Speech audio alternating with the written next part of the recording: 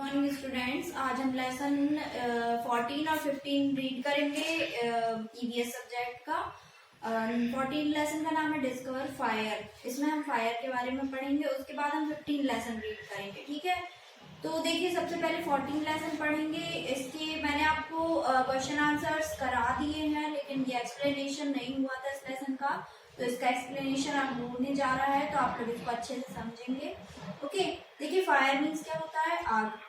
Okay, तो आग की जो डिस्कवरी है, आग कहाँ से आई, कहाँ से कैसे हमें पता चला आग का, वो सारा इस लेसन में दिया गया है। ठीक है, तो देखिए बहुत सालों पहले, बहुत हजारों सालों पहले जो आदमी रहा करते थे, जो वन मानुष जिनको बोलते थे, वो रहा करते थे, वो जंगल में रहते थे। ओके, उन्हें कुछ भी नहीं पता था, मतलब बाहरी दुनिया के बारे में कुछ भी नहीं पता था। और वो जैसे आज हम रहते हैं, हमारे पास तो बहुत सारी सुविधाएं, सब कुछ है, बहुत टेक्नोलॉजी आ गई है, लेकिन तब क्या होता था? तब कुछ भी नहीं था। ठीक है, तो वो लोग कैसे रहा करते थे और उन्होंने फायर को कैसे ढूंढा। तो देखिए इस लेसन में दिया गया है कि अफ्रीका के जो केव्स थे, मतलब गुफाएं थी जो अफ्रीका की, वहां पर लोग जब जाते थे तो उन्हें साइंटिस्ट को इनके प्रूफ मिले थे, एविडेंस मिले थे कि वहां पर आग कैसे जलाई जाती थी। ठीक है, तो ये बहुत मिलियन ईयर्स पहले की बात है। वहां पर सबसे पहले आग जलाई गई थी, और वहां के जो सबसे पहले जो लोग हुआ करते थे, उन्होंने क्या देखा था कि देखिए आप लोगों ने शायद वो स्टोरी सुनी होगी कि जो एक आदमी था, उसने क्या किया था, जंगल में रहा करता था वो, तो उसने क्या किया था, देखा था कि पत्थर जो थे, वो एक पत्थर दूसरे पत्थर से गिरकर टकरा गया था। तो जैसे ही वो टकराया था, तो उसमें से आग उत्पन्न हो गई थी। तो जैसे ही वो उसने देखा, तो वो उसको ट्राई करने लगा। तो वो एक पत्थर को दूसरे पत्थर से रगड़ के उन्होंने क्या किया कि फायर बनाया और फायर को डिस्कवर किया। ठीक है, और फिर उसके बाद वो उससे धीरे धीरे उनको पता चलता गया कि इससे क्या क्या चीजें होती हैं, क्या कर सकते हैं हम फायर से। तो धीरे धीरे उन्होंने क्या किया कि उन्होंने भोजन, जो उनका खाना रहता था, जो शिकार करके जो खाना बनाते थे, उसको वो पहले कच्चा खा लेते थे, लेकिन फिर फायर डिस्कवर होने के बाद वो उसको पकाकर खाते थे। ये आपकी बुक में पिक्चर में दिया हुआ है। और उनको भूंज के और फिर खाया करते थे वो लोग। और फिर धीरे धीरे देखिए जो फायर थी वो उसने कैसे लोगों को फॉरेस्ट से बाहर निकाला। ठीक है, तो इसमें देखिए लगभग 10,000 से 15,000 साल पहले की बात है, जब नदी के किनारे लोग रहा करते थे और जंगलों में रहा करते थे, तो उन लोगों को रास्ता नहीं पता था बाहर आने का जंगल से, तो वो लोग वहीं रहा करते थे। तो फायर जैसे आप लोगों ने देखा होगा कि एक स्टिक में, एक लकड़ी में आग जला के और रास्ता ढूंढा करते थे पहले के जमाने के लोग, तो वैसे ही उन लोगों ने भी रास्ता ढूंढा। और जैसे ही उन लोगों ने रास्ता ढूंढा, तो वो लोग बाहर आ गए जंगल से, और बाहर आ गए तो उन लोगों को नए नए साधन मिले कि खेती किसानी कैसे करते हैं। तो वो धीरे धीरे उन लोगों ने वो स्टार्ट किया। और फिर उसके बाद उन्होंने बहुत सारी फॉरेस्ट कम्युनिटीज बनाई, जिससे उन लोगों ने बहुत सारी चीजें डेवलप की थी, और उन लोगों की लाइफ धीरे धीरे गांव में चेंज हो गया था, उनका जो डेवलपमेंट था, और वो कम्युनिटीज जो थी वो गांव में चेंज हो गई थी, और उनकी लाइफ बदल चुकी थी। धीरे धीरे उनके पास बहुत सारी आइडियाज आते गए कैसे क्या चीजें बनाते हैं, तो ऐसे वो लोग फॉरेस्ट से बाहर आए। ओके, उसके बाद जो फायर है, उसने बहुत सारे वेपन्स और टूल्स, मतलब जो हथियार रहते थे, नुकीले हथियार, वो बनाए गए उससे। तो लोग बाग हथियारों को नुकीला करने के लिए फायर का यूज करते थे। आप लोग को सबको पता है कि जो फायर जो है वो कैसे बनाए जाते हैं, उससे हथियार जो रहते हैं, वेपन्स जो रहते हैं, वो कैसे बनाए जाते हैं। देखिए जो मेल्ट मेटल रहता है, जैसे कॉपर और टिन रहता है, वो मेटल्स में ब्रॉन्ज जो मेटल रहता है उसमें मिक्स किया जाता है, उसके बाद लोहा तैयार हो जाता है और न्यू वेपन्स तैयार हो जाते हैं उससे। ठीक है, उनको शार्प और हार्ड करने के लिए आग का यूज किया जाता है, फायर का यूज किया जाता है। और इन्हीं से वो नया कल्चर बिगिन हुआ था, मतलब नया कल्चर जो चालू हुआ था, और उसको वो बोला गया था ancient civilization. The first cities are now called ancient civilization. There were only 4 such early civilization: Mesopotamia, Egypt, China and India. 4 ही सिविलाइजेशन थे तब के समय में।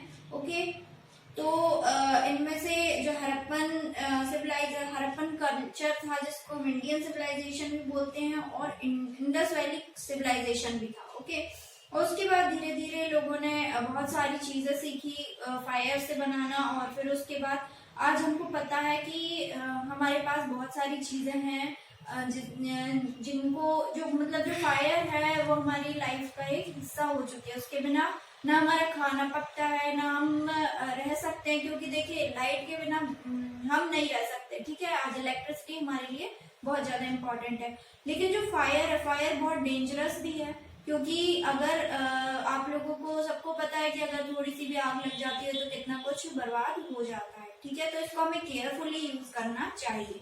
तो ये लेसन आप लोग रीड करेंगे, आपको ये समझ में आ गया होगा। ठीक है, अगर कुछ प्रॉब्लम होती है ये 14-15 लेसन में तो आप लोग पूछ लेंगे। ओके, 15th लेसन है आपका फर्स्ट एड। ओके, ये फर्स्ट एड से रिलेटेड, सेफ्टी से रिलेटेड है। फर्स्ट एड आप लोग सभी जानते हैं। फर्स्ट एड का मतलब होता है जैसे कभी हमें चोट लग जाती है तो हम बैंडेज यूज करते हैं, क्रीम, डेटॉल वगैरह यूज करते हैं। ठीक है, तो इसको बोलते हैं फर्स्ट एड। ओके, और फर्स्ट एड बॉक्स जो होता है वो भी आप सभी को पता है। एक बॉक्स होता है, उसमें जो जैसे इक्विपमेंट्स है, जैसे पट्टी है मतलब बैंडेज है, और मेडिसिन है, और फिर उसके बाद डेटॉल्स है, और ये सारी चीजें रखी हुई होती हैं, तो उसको बोलते हैं फर्स्ट एड बॉक्स। ठीक है, देखिए basic principles of first aid box दिए हैं इसमें। क्या फर्स्ट एड दिए हुए हैं इसमें, क्या करना चाहिए हमको, इसके बेसिक प्रिंसिपल्स क्या हैं। कॉल अ डॉक्टर और एम्बुलेंस। जब भी सीरियस एक्सीडेंट हो जाता है तो हमको तुरंत डॉक्टर या एम्बुलेंस को बुलाना चाहिए, कॉल करना चाहिए। और फिर हमें अगर विक्टिम को, अगर जिसका भी एक्सीडेंट हुआ, अगर उसको तुरंत जरूरत है तो हमको उसकी तुरंत हेल्प करनी चाहिए। और जैसे देखिए एक्सीडेंट हो जाता है तो लोग एकदम से घबरा जाते हैं, तो उनको हमको काम रखना चाहिए। और उसके बाद allow the best train person to give first aid. जिसको बहुत अच्छे से पता होता है कि फर्स्ट एड कैसे देना है, उन्हीं को हमें अलाउ करना चाहिए फर्स्ट एड देने के लिए। जिसको नहीं पता होता है उसको हमें कभी अलाउ नहीं करना चाहिए। उसके बाद देखिए स्कार्फ्स एंड कट्स, इसमें कुछ दिए गए हैं। जैसे जब हमको कुछ हो जाता है, जैसे स्क्रैप्स और कट्स लग जाते हैं, तो इसमें हमें क्या करना चाहिए, हमें कट को प्रेस करना चाहिए। जहाँ पे भी हमको कट लग जाता है उसको हमें प्रेस करना चाहिए, ताकि जो उसकी ब्लीडिंग है, मतलब खून जो बह रहा है, वो रुक जाए। उसके बाद हमें उसको वॉश करके डेटॉल लगाना चाहिए उस पर। फिर हमें उसमें एंटीसेप्टिक क्रीम लगाना चाहिए, फिर बैंडेज लगाना चाहिए। ओके, ऐसे ही देखिए कुछ पॉइंट्स मैं आपको बता दे रही हूँ, बाकी सबके सेम ही हैं, लेकिन जो इम्पोर्टेंट है उसमें हमको क्या करना चाहिए वो मैं आपको बता दे रही हूँ। जैसे नोज ब्लीडिंग है, आप लोगों ने सुना होगा कि नाक फूट जाती है गर्मियों में। ठीक है, तो उसमें से ब्लीडिंग होने लगती है, तो उसमें हमें क्या करना चाहिए, Put the victim on his or her side. This will help in inhaling into her lungs. उनको सीधा लिटाना चाहिए ताकि जो उनके इनहेलिंग है वो सही तरीके से होती रहे। पिंच द नॉस्ट्रल्स, नॉस्ट्रल्स को पिंच करना चाहिए, दबाना चाहिए नॉस्ट्रल्स को थंब से। और फिर उसके बाद कोल्ड वेट क्लोथ और आइस पैक, मतलब जो बर्फ का जो टुकड़ा होता है उसको नाक पर रखना चाहिए। और फिर उसके बाद अगर नहीं रुकता है खून उसके बाद भी, तो उसको डॉक्टर के पास ले जाना चाहिए। ठीक है, डॉग और कैट बाइट्स, जब कुत्ते और बिल्ली काट लेते हैं तब क्या करना चाहिए, dry the wound with the clean towel. मतलब जब जहां पर भी काटा हुआ होता है वहां पर क्या करना चाहिए, हमको एक क्लीन टॉवल से उसको पैक कर देना चाहिए, आइस पैक रखना चाहिए। हमें उसके ऊपर, उसके बाद हमें डॉक्टर के पास ले जाना चाहिए विक्टिम को, और एनिमल डिपार्टमेंट कंट्रोल में हमको इन्फॉर्म करना चाहिए। उसके बाद 10 डेज के लिए हमें ऑब्जर्व किया जाता है और उसके इंजेक्शंस दिए जाते हैं। ठीक है, स्नेक बाइट, जैसे सांप काट लेता है तो उसके लिए हमें क्या करना चाहिए। सांप काट जाता है तो उसको उसके जो पॉइजन होता है उसको बोलते हैं वेनम। ओके, वेनम जो हो जाता है वो हमारी बॉडी में चला जाता है, जिसको भी सांप काटता है उसको। और फिर उसके लिए हमें क्या करना चाहिए, जो स्नेक से सबसे पहले तो विक्टिम जो है, जिसको भी स्नेक काटा हुआ है, उसको स्नेक से दूर कर देना चाहिए, दूर रखना चाहिए। और फिर उसके बाद हमको उसको रेस्ट दिलाना चाहिए, जो विक्टिम है उसको। और फिर उसको कभी कहीं पे भी मूव होने नहीं देना चाहिए। ठीक है, ताकि जो वेनम है, मतलब जो उसका जहर है, वो कहीं पर भी ना फैले। उसके बाद उसको सोप या वाटर से धोना चाहिए जहां पर भी काटा हुआ है।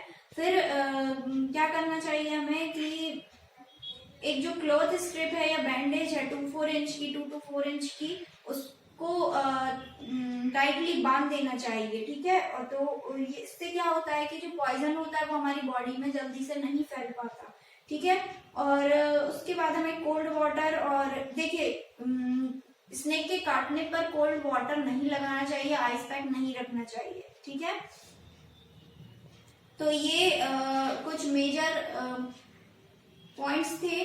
बाकी तो देखिए क्या होता है कि हमें जो दूसरी चीजें दी हुई है, बाकी हम घर पे उपचार कर लेते हैं उन सबका, लेकिन एट लास्ट हमें डॉक्टर के पास जाना पड़ता है। तो इन सारी चीजों में भी हमको डॉक्टर की हेल्प चाहिए होती है। तो इसमें यही सारा कुछ लिखा हुआ है। लेकिन देखिए लास्ट पॉइंट जो दिया है आपका, वो है डिहाइड्रेशन। डिहाइड्रेशन का मतलब होता है जो हमारी बॉडी में पानी की कमी हो जाती है, उसको बोलते हैं डिहाइड्रेशन। ठीक है, उसके लिए जो ORS का जो सॉल्यूशन आता है, ORS सॉल्यूशन आप लोगों ने सुना होगा, उसको बोलते हैं ओरल रिहाइड्रेशन सॉल्यूशन। ठीक है, ये सॉल्यूशन घर पर भी बनाया जा सकता है। तो इसके लिए हमें क्या करना है कि 1 टेबलस्पून सॉल्ट लेना है, मतलब नमक, और 4 टेबलस्पून शुगर लेना है, और 1 लीटर वाटर लेना है। ठीक है, तो इससे क्या होगा कि जो डिहाइड्रेशन है वो कंट्रोल हो जाएगा, जो पानी की कमी है वो दूर हो जाएगी, और इसको हमेशा पीते रहना चाहिए हमें। तो ये घर पर किया जा सकता है। ठीक है, तो ये लेसन आप लोग रीड करेंगे, और रीड करने के बाद आप लोग को अगर कुछ समझ में नहीं आता है दोनों लेसन में, तो आप लोग पूछ लेंगे। Okay, thank you.